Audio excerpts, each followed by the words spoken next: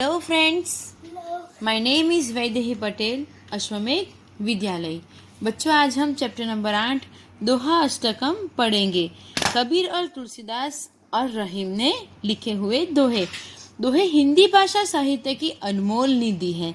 दोहे व्यवहारिक दृष्टांतों के माध्यम से सरल सहज रूप में जीवन, लोक व्यवहार, गुण, स्वभाव, नीति, रीति आदि से परिचित कराते हैं।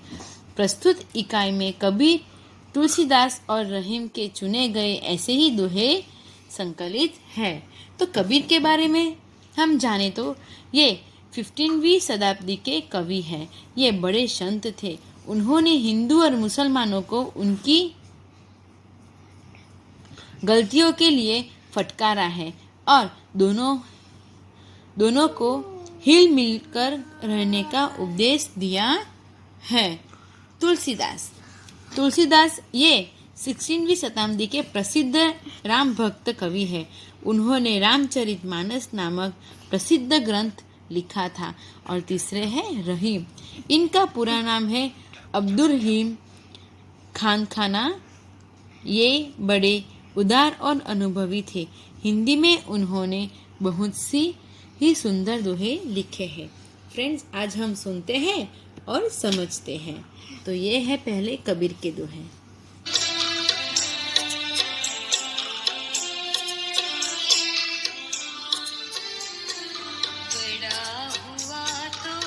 क्या हुआ जैसे पेड़ खजूर, क्या हुआ तो क्या हुआ जैसे पेड़ खजूर, पंथी को छाया नहीं, लागे अति दूर कबीरा।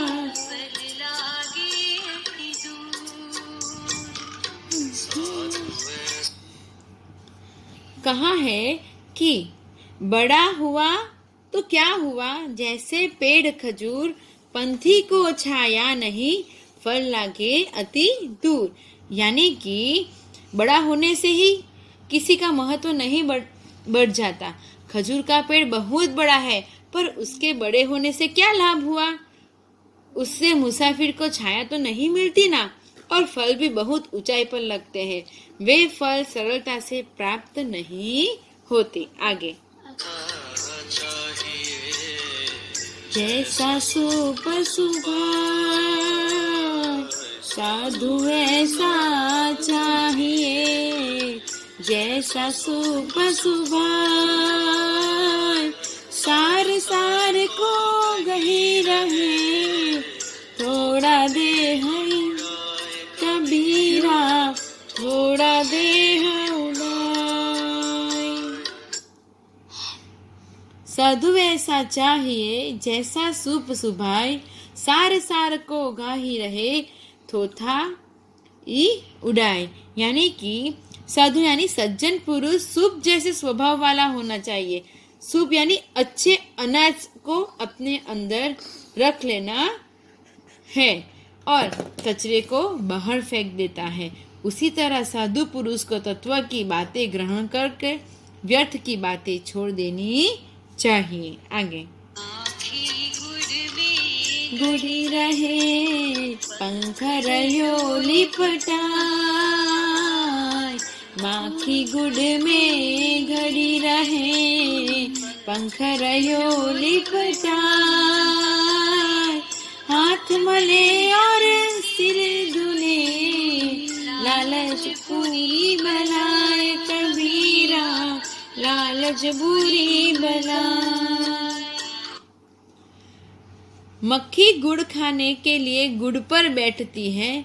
मक्खी यानी हाउस फ्लाई, और गुड़ यानी गुड़ जो हम लोग खाते हैं। तो मक्खी गुड़ खाने के लिए गुड़ में बैठती है और उसमें क्या हो जाती है? फंस जाती है। उसके पंख गुड़ में चिपक जाते हैं। फिर वह कितना भी पछताती और हाथ मलती रहती है, उससे छुटकारा नहीं मिलता। सचमुच लालच बहुत बुरी बात है। आगे,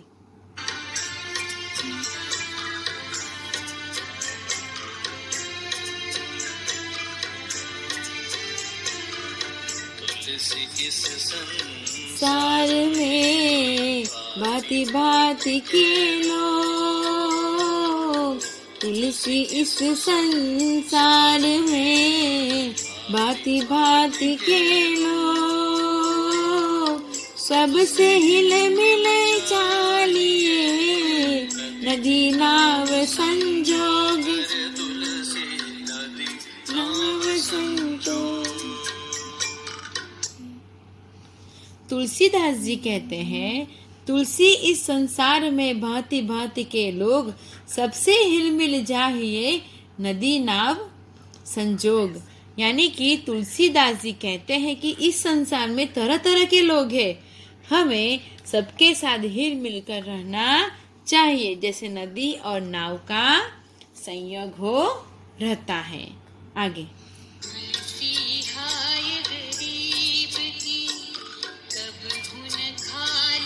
जाए, तुलसी हाय गरीब की कबहू न खाली, मुए ढोर के चाम से लोहा भस्म हो जाए, तुलसी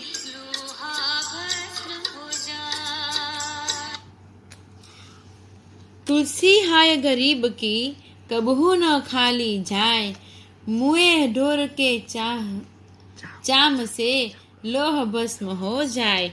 तुलसीदास जी कहते हैं कि गरीब की हाय बद्दुआ कभी निष्फल नहीं होती।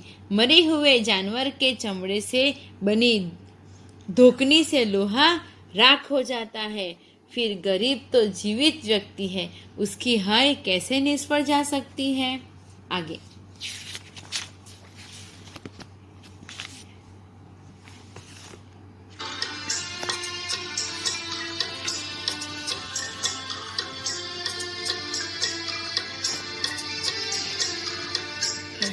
धागा प्रेम का मत तोड़ो चटका, रहीम धागा प्रेम का मत तोड़ो चटका, टूटे से फिर ना जुड़े, जुड़े गांठ पड़ जाए, कहीं माँ जुड़े गांठ पड़ जाए।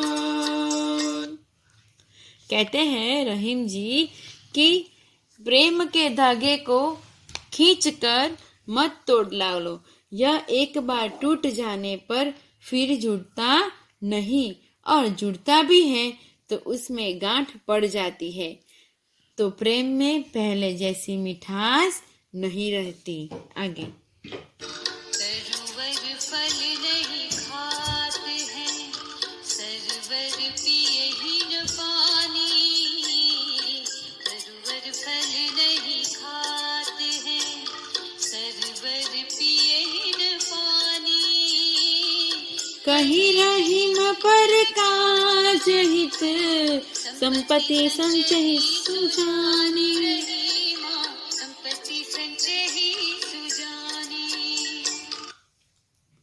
रहीम जी कहते हैं कि पेड़ अपने फल खुद नहीं खाते, सरोवर अपना पानी खुद नहीं पीते, इसी तरह सज्जन दूसरों का भला करने के लिए ही संपत्ति का संग्रह करते हैं। आगे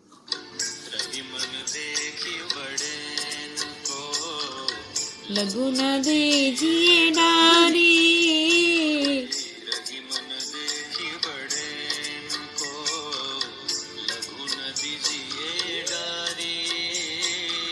जहाँ काम आवे सुई, कहाँ करे तलवारी, कभी माँ कहाँ करे तलवारी। रहीम जी कहते हैं कि बड़े लोगों को देखकर छोटे लोगों की उपेक्षा मत करो, क्योंकि जहाँ सुई काम आती है वहाँ तलवार काम नहीं आती। तो फ्रेंड्स, आज हमारा ये चैप्टर नंबर 8 यहाँ पे फिनिश होता है। तो आपको अभ्यास जो है वो होमवर्क करना है। और स्वाध्याय भी आपको होमवर्क करना है। भाषा स्वच्छता देखते हैं। नीचे दिए गए वाक्यों के रेखांकित शब्दों को ध्यान से पढ़िए। पहला है वह कौन जा रहा है। दूसरा, पहला इनाम किसे मिला। आप क्या लाए हैं। किसने कहा आज छुट्टी है। ऊपर के वाक्य में कौन, किसे, क्या, किसने जैसे शब्दों से प्रश्न पूछे गए हैं। संज्ञा के विषय में जिन शब्दों के प्रश्न किया जाए है प्रश्नवाचक सर्वनाम कहते हैं। कौन, किस, क्या और किसने। जैसा करोगे वैसा भरोगे। ध्यान से पढ़ना। ये जो रेखांकित वाक्य है, जो मन लगाकर पढ़ेगा वह अवश्य उत्तीर्ण होगा। जिसकी लाठी उसकी भैंस। ऊपर जो वाक्य में जैसा, वैसा, जो, वह, जिसकी, उसकी परस्पर संबंधित शब्द है तो उसे संबंधवाचक सर्वनाम हम कह सकते हैं।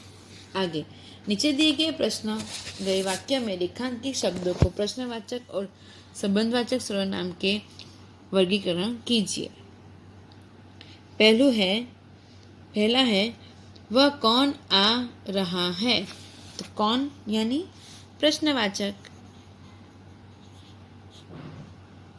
जैसी करनी वैसी भरनी, तो जैसी वैसी संबंध।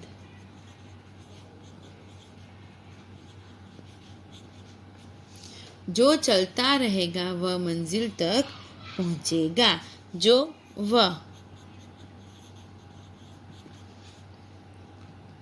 आज का इनाम किसे मिलेगा। प्रश्नवाचक, किसे, है ना। जिसकी मेहनत उसकी सफलता। जिसकी, उसकी यानी कि संबंधवाचक।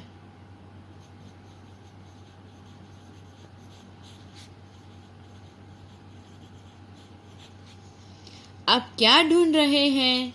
क्या, प्रश्नवाचक। किसने कहा आज मेहमान आएंगे।